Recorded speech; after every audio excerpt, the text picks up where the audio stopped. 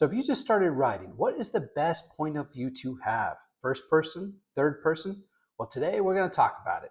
Nerd Nation.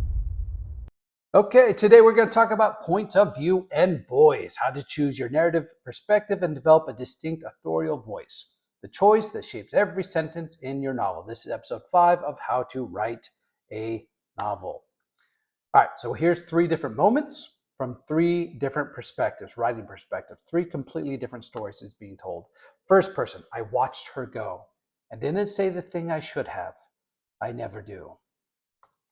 This is maximum intimacy, trapped with that one mind. There is a caveat that one mind should be very interesting for it to be a compelling story. Third person, limited. He watched her go. He knew what he should have said. He always did after.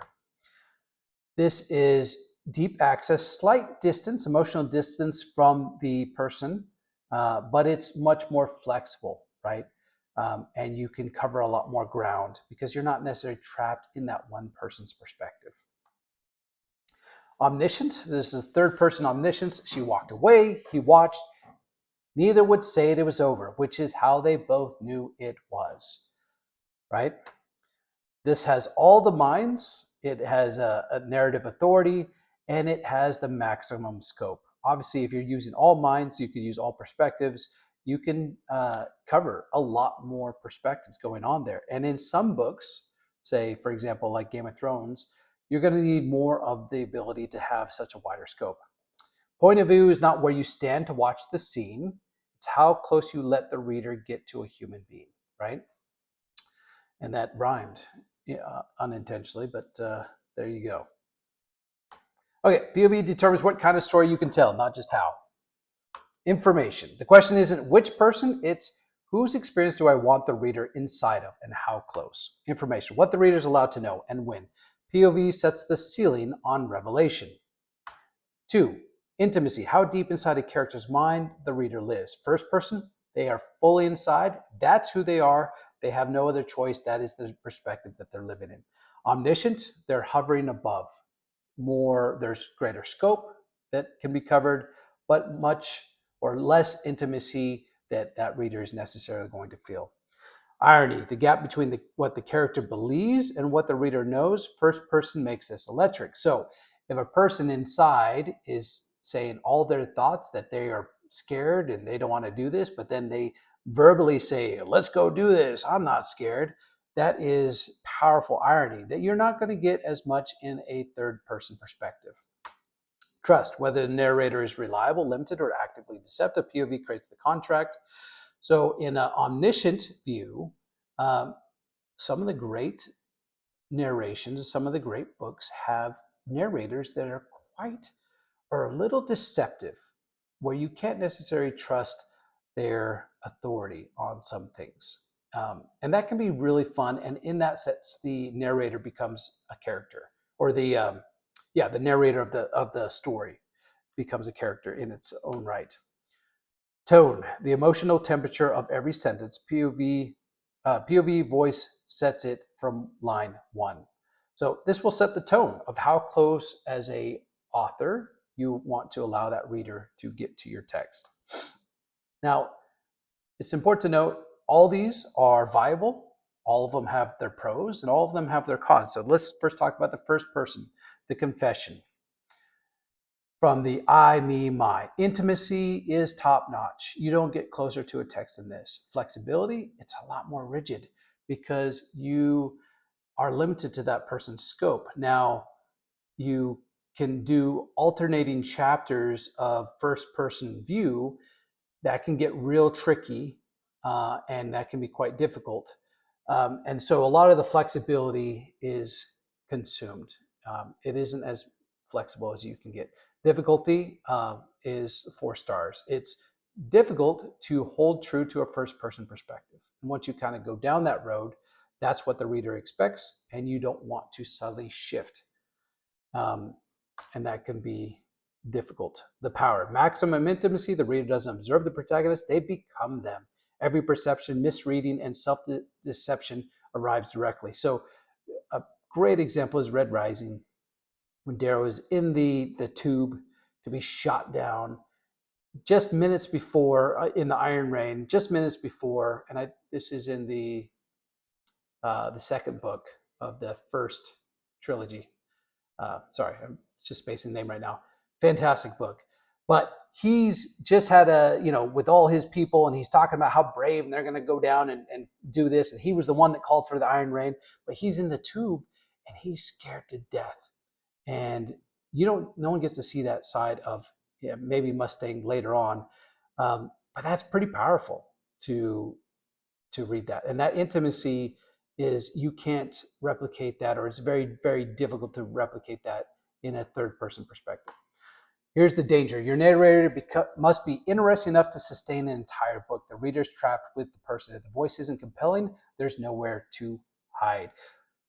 Another danger is, if that is the perspective, then you're going to be riding along with that person for quite some time.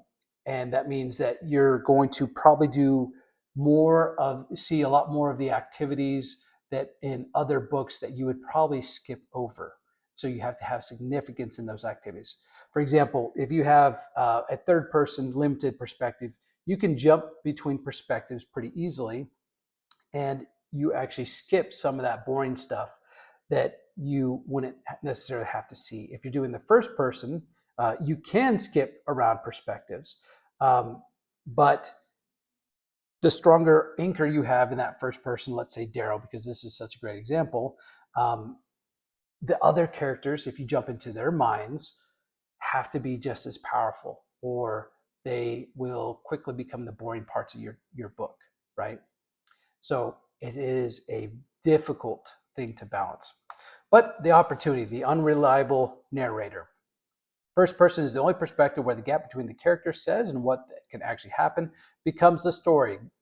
Gone Girl, Lolita, Remains of the Day, Red Rising, where he is always big and bad to his friends, but he has a lot of intimate doubt that he shares very personably with the reader. First person doesn't give you the truth, it gives you the person's version of it, right? So it allows us to step in those shoes in a way that no other POV does. Another tool before you pick it up, third person limited. Now, I write pretty much exclusively in third person limited. The reason being, I've tried to write in a first person perspective, but I like the scope, the flexibility of the third person limited. Now, I usually corner the perspective from Kojak's, let's say Acadia series, Kojak's, Jessica, and Marcus. And then there's a few other perspectives that get kind of weaved in throughout. But those are pretty much the ones that I stick to. All right, so let's talk about third person limited. He, she, they, close, over the shoulder. Deep access to one mind with narrative flexibility. That's why I like it the most. Prose can be beautiful even if the character is inarticulate. The workhorse. Most commercial fiction lives here. One character per scene, no mid-scene perspective shifts. So when I'm writing in Kojak's perspective, even though Jessica might be in the room, Marcus might be in the room, it is Kojak's perspective. This can be very jarring if you're like transferring the perspective in mid-chapter. It can be very jarring, especially if you don't have like some sort of paragraph break. So you want to stick to that. You don't want to do that because it will be very jarring for the reader. Interiority must be rich or it reads thin. First person. So this is where first person excels, and where third person limited, you got to work a little bit harder because to draw that person in. So just comparing Darrow to Kojak's, I want the reader to feel just as powerful elements and moments as Darrow is in that tube waiting to be shot down in the iron rain. But I have to do it a little bit differently. I have to show it a little bit differently, right? And there's techniques and tricks in how to do that. But I find the third person limited for what I like to write and what I like to do the most powerful. All right. Best for fantasy, thriller, sci-fi, romance, literary fiction. Omniscient. The narrator knows everything and chooses access to every character's interior simultaneously. Maximum scope, irony, and narrative authority. You have a huge scope, but the narrator itself becomes a character. but you have lower per character intimacy. There is more distance. Just by the ability for the narrator to jump into people's minds and then move around, you're just not going to get that first person intimacy. Hardest to execute requires consistent narrator voice, right? And one of the books that does this well is like Stardust, um, where that narrator actually becomes their own character. But it is difficult to do. And for me, this is just as difficult to do for first person perspective. Best for epic, multi character fiction, satire, historical novels. Okay, always know whose head you're in. Always. POV drift. All right, and we talked a little bit about this already. The narrative perspective shifts between characters without a structural break. The reader experiences this as disorientation, not richness. You're not adding to the story. You're head hopping or mind hopping. Marcus felt the lie hit like cold water. Sarah watched him absorb it and felt the stab of guilt she hadn't expected. Marcus wondered if she could tell he already knew. We're mind hopping here. We're in her mind. We're in Sarah's mind. All right, clean third person limited. Marcus felt the lie hit like cold water. He looked at her. Something moved across her face. He couldn't name it, but he filed it away. He already knew, had known for days. So even if this person, Sarah, is someone that we sometimes jump into her mind, in this scene, we are in Marcus's mind. The things, the perspective needs to come from how Marcus interprets the world and information. Now, there might be a follow-up chapter with her where she analyzes it and then goes through the steps from her perspective. And having a chapter break, that could be a very powerful thing to do, right? Especially if there was a lot of dissonance between what he thought and said and what she thought and said and how they interpreted the situation. But you don't want to do it contemporaneously. It will be confusing. It'll come across as sloppy. You don't need to be inside a character's head to reveal their interior. You need a character who's watching closely enough. So here you say something moved across her face. Okay. We're not in her mind. We're in Marcus's mind. But he saw it. He saw something move across it. He couldn't name it, but he filed away. This is revealing her character from a limited perspective. We're in Marcus's mind, but we can figure out what is going on in her mind as well. The fix. Use one character's perception to imply another character's interiority. The dodge is craft, right? Okay, voice is why two writers with the same POV produce different reading experiences. And you can tell, you can read a book that is exactly the same text or very similar in story and scope and kind of epic fantasy or things like that, but you can have very different reading experiences depending on who's writing the books. Word choice, Anglo-Saxon plain speech versus Latinate complexity. Every word choice is a decision about who the narrator is. Cormac McCarthy uses blood and stone. Henry James uses apprehension and circumstance. Same world, completely different minds. Rhythm, long sentences versus short declarative punches. Sentence length is a fingerprint. Now, some of the best authors or the best authors oftentimes mix. One of the best literary techniques is to use short, punchy sentences like 3 one-word sentences followed by a long one, right? And this is technique. But overall, generally speaking, authors are going to adhere to either shorter or longer sentences, and that will build out their narrative style. What it notices. The narrator's eye reveals its values. A soldier notices exits. A chef notices what people order first. A grieving parent notices other parents with their children. What does the author or the narrator, what are they explaining from how they explain, what they choose to describe in the room? You're not going to describe everything in the room, but what you describe can really drive your narrating style. Attitude. And I guess just real quick on that, just take, for example, are you worried about the aristocrats in the room, the high, the wealthy, the high-minded? Are you worried about the low of the low in the room, how they're struggling to survive, how they can't make ends meet? That makes a huge difference in the story. And that's just simply the narrative's choice, what they have chosen to reveal and win, right? Attitude, irony, vulnerability, humor, morale. Is The narrator wry, urgent, grief-struck. The emotional temperature of the prose, not stated but felt in every sentence, is the voice's attitude toward the world. The gap, what the narrator says versus what they mean. The most sophisticated voices have the gap between stated surface and felt meaning. And we talked a lot about this in dialogue. The subtext is so powerful. This is where irony lives, where unreliability lives, where the reader gets to be smarter than the narrator, right? So the reader is putting things together. And if this is done correctly, the reader can come across smarter as the narrator, figures it out before the narrator, especially true in omniscient narration. The test: cover your name, read 3 pages. Is there a fingerprint? Or give it to someone, cover the name, mix it maybe with some other text and say, hey, read these 3 different stories and see if they can pick out the authors and if they can pick out your style or if it's blending into other styles. This is a way to test if you have an authentic voice. Performing voice versus finding it, not the same thing. When you're performing voice, arguably, everyone has to start somewhere. How are you going to start without any sort of voice? You're going to pull from the voices that you enjoy and read the most, right? If you recently read Les Mis, you're going to write, and you absolutely enjoyed it, you're going to write a lot more like that writer style, right? You're just going to start that way.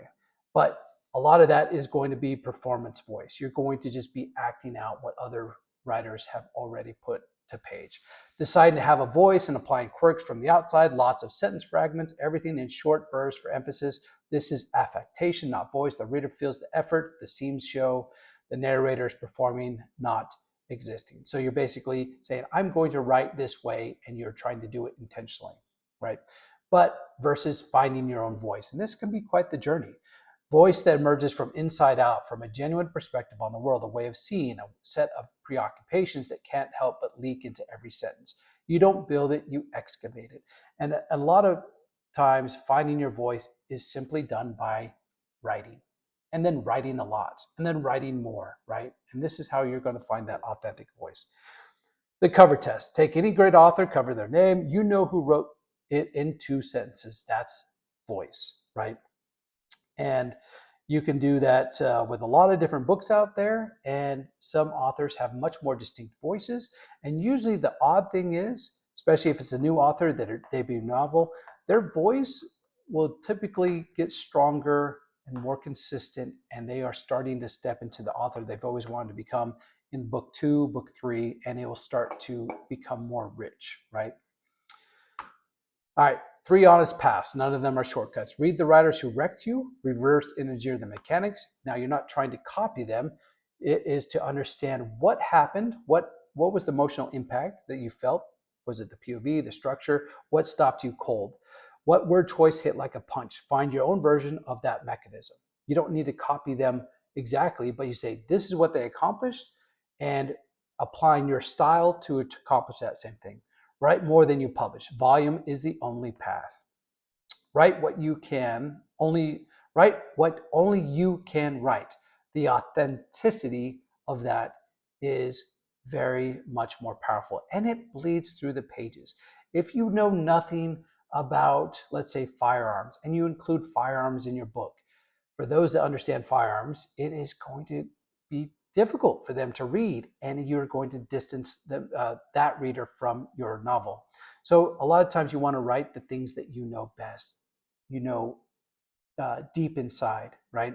The moment you start writing what sounds like literary fiction or what the market wants, you've lost it. Voice is authentic when it comes from a perspective no one else has.